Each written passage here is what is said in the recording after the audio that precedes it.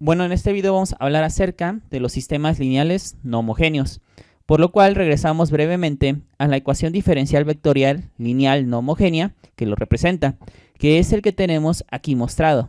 Recuerden ustedes que X es un vector columna cuyas entradas son X sub 1, X sub 2 y así sucesivamente hasta X sub n. A es una matriz de constantes y F es un vector columna que también va a tener como entradas F sub 1, F sub 2 y así sucesivamente hasta F sub n. Recuerden que básicamente el vector columna F era el que nos determinaba si este era un sistema homogéneo o no homogéneo. Para que sea un sistema no homogéneo, al menos alguno de los valores del vector columna F tiene que ser diferente de 0. Ahora tenemos un pequeño teorema que es fundamental para estos sistemas lineales no homogéneos y el cual dice básicamente lo siguiente. Vamos a tener a la representación del vector X subíndice P, que es el que está aquí, el cual lo que está representando es cualquier solución de este sistema no homogéneo. Entonces, XP básicamente es cualquier solución de este sistema no homogéneo. Y además de XP voy a tener otros vectores representados por X sub 1, por X sub 2 y por X sub n.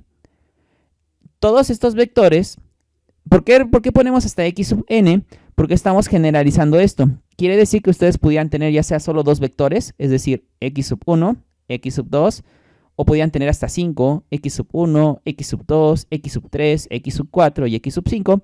Pero para generalizar, lo representamos hasta X sub n. Bueno, estos vectores van a formar un conjunto fundamental de soluciones de la ecuación diferencial homogénea correspondiente. Primero, hay que ver cuál es la ecuación diferencial homogénea correspondiente. Para ello, regresamos a la expresión marcada con el número 7. Esta expresión marcada como el número 7, siempre que haga referencia al 7, estoy refiriéndome a este sistema no homogéneo. Y 8 va a representar a la ecuación homogénea correspondiente, que no es más que la ecuación que está marcada en 7, pero quitando el vector f de t. Si ustedes quitan el vector f de t, lo que quede, esa es la homogénea correspondiente. Se le llama homogénea correspondiente puesto que corresponde con este sistema no homogéneo. Ahora, como les mencioné, estos vectores desde x sub 1 hasta x sub n son un conjunto fundamental de soluciones para este sistema homogéneo. Eso quiere decir que cada uno de ellos, cada vector que tenemos aquí es un vector solución para este sistema homogéneo, lo cual quiere decir que lo satisface y que además son linealmente independientes porque forman un conjunto fundamental de soluciones. Y además vamos a tener constantes C1, C2 hasta C sub n que van a representar números arbitrarios. Y entonces tenemos la siguiente combinación lineal, la cual dice X subíndice P más la suma desde k igual a 1 hasta n de c subíndice k más x subíndice k. Bueno, esta xp es la que habíamos dicho desde acá, que es cualquier solución de este sistema no homogéneo. Pero ¿y esta suma? ¿Qué es lo que está representando esta suma? Está representando la solución para este sistema homogéneo. Recuerden ustedes que habíamos comentado que la solución de un sistema homogéneo era básicamente una combinación lineal. X era igual a una constante más un primer vector solución más una segunda constante por un segundo vector solución y así sucesivamente hasta llegar a una determinada constante por otro vector solución. Y toda esta suma de manera compacta se puede reescribir de esta forma. Es decir, que esto y esto tienen el mismo significado, solo que para que corresponda aquí vamos a poner una n y una n. Eso es lo que significa. Ahora, bueno, ya teniendo en mente eso, ¿qué nos está dando a entender entonces? Que esta suma que ustedes van a hacer con esa combinación lineal y esta XP, aún sumados, van a seguir siendo solución de la ecuación marcada con 7. Es decir, aunque lo sumaran, aún así se van a mantener como una solución de este sistema no homogéneo. Es lo que nos quiere decir este teorema y es el enunciado principal, que la suma de una solución cualquiera de este sistema no homogéneo más la combinación lineal o el conjunto fundamental de soluciones de su homogénea correspondiente, eso va a permanecer siendo una solución de este sistema no homogéneo. Vamos a demostrar este hecho. La idea es demostrar que efectivamente esta suma logra satisfacer a la ecuación marcada con 7, es decir, a este sistema no homogéneo, sin importar cualquier elección que se hagan de esas constantes arbitrarias. Por ello, recuerden ustedes que para comprobar cualquier solución que tenía que cumplirse, si ustedes recuerdan el video de vector solución, básicamente nos decía que un vector podíamos decir que era una solución siempre y cuando al sustituirse en nuestro sistema lo satisfacía.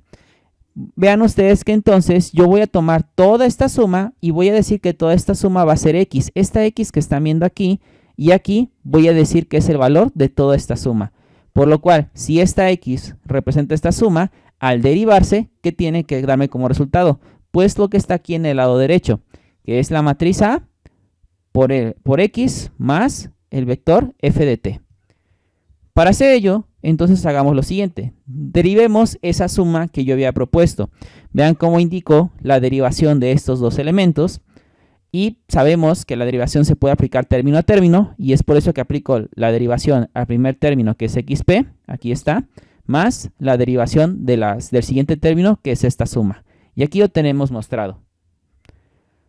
Ahora, teníamos unas condiciones en este teorema. El primero era, si ustedes lo recuerdan, que la cantidad representada por xp satisfaciera a la ecuación marcada por 7.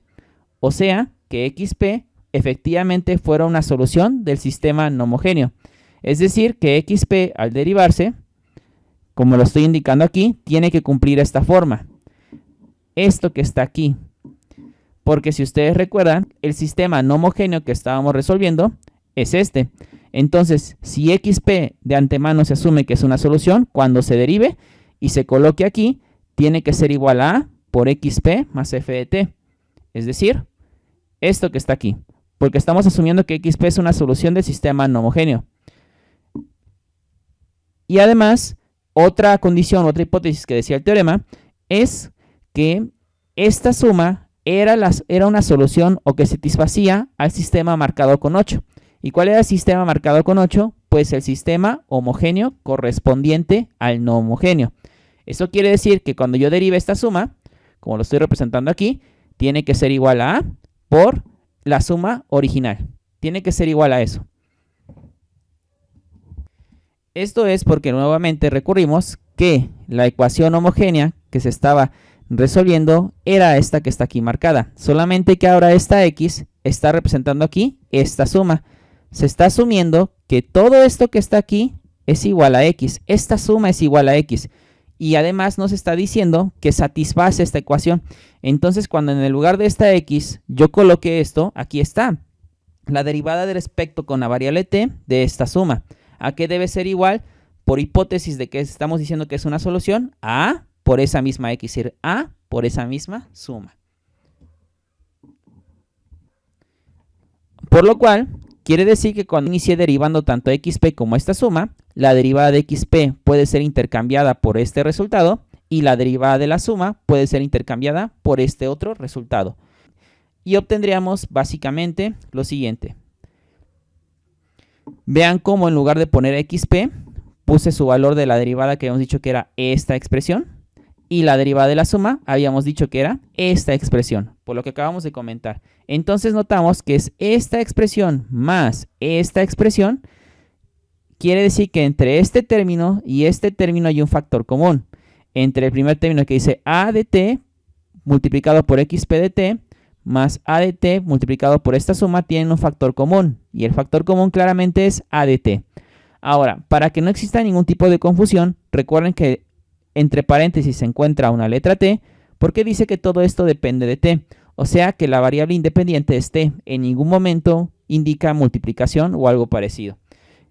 Entonces, factorizando el término común que les comentaba que era a de t, tendríamos algo como que está aquí, vean. A de t que multiplica xp y a esta suma, más aparte el vector f de t. Esto es lo siguiente.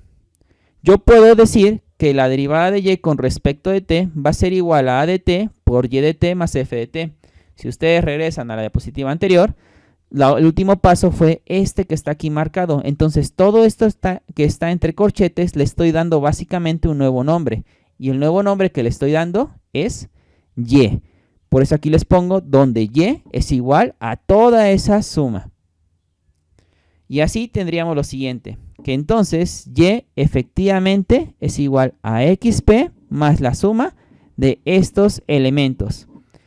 Y en otras palabras, efectivamente esta suma va a permanecer siendo una solución de este sistema no homogéneo original. Es decir, de este sistema que teníamos aquí. Efectivamente lo satisfació.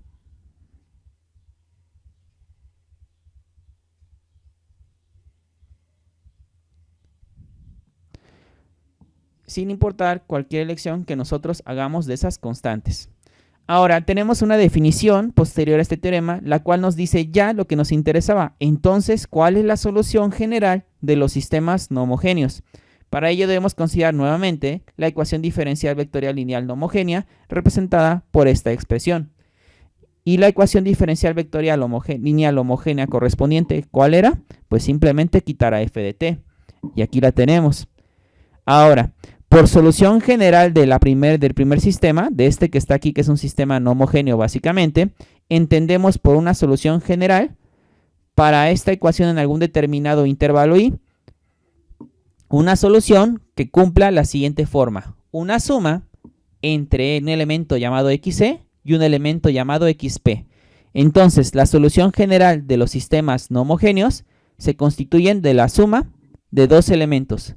El primer elemento es xc y el segundo elemento es xp, donde recuerden ustedes que el elemento xp era básicamente cualquier solución del sistema no homogéneo. Y xc, ¿qué va a representar entonces? xc va a ser la solución general de la homogénea correspondiente. ¿Y cuál era la solución general de la homogénea correspondiente? Simplemente era la combinación lineal con los elementos de su conjunto fundamental de soluciones.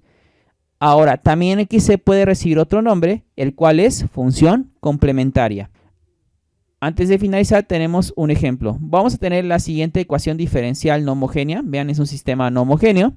¿Y cuál sería entonces su homogéneo asociado? Simplemente quitamos a f de t. ¿Y quién es el vector f de t? Pues es todo este elemento. Lo quitamos y lo que quede es el sistema homogéneo asociado. Que aquí está, lo tenemos.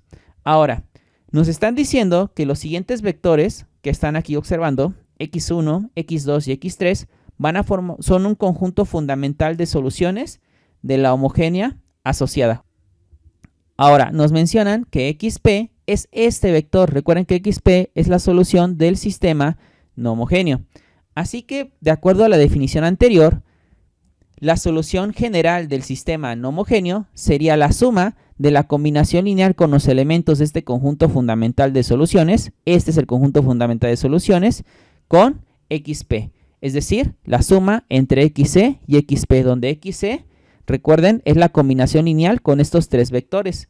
Es decir, c sub 1 por el primer vector, más c sub 2 por el segundo vector, más c sub 3 por el tercer vector, más el vector xp. Y ese es un ejemplo de cómo dar la solución o cómo entregar ya la solución general de un sistema no homogéneo. Este ya es el que tiene la información necesaria.